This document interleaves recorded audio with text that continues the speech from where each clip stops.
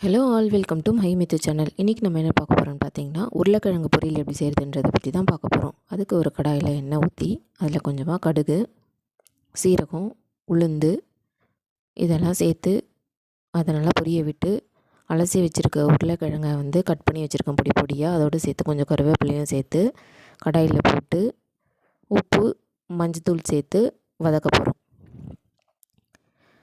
வதக்கிட்டு அதை நல்லா மூடி போட்டு வேக விட்டு ஒரு 5 மினிட்ஸ் கழித்து அதில் 2 ஸ்பூன் மிளகாத்தூள் போட்டு அதையும் நல்லா வதக்கணும். வதக்கினதுக்கப்புறம் சிக்கன் மசாலா இருக்குல்ல, ஆச்சுது, அதுவும் நான் அதில் சேர்த்து வதக்கிறேன். அந்த ஃப்ளேவர் நல்லாயிருக்கும். அதை போட்டு வதக்கி வேக விட்டு எடுத்தால் நம்ம உருளைக்கிழங்கு பொடி மாஸ் ரெடி. நீங்களும் உங்கள் வீட்டில் செஞ்சு ட்ரை பண்ணி பாருங்கள்.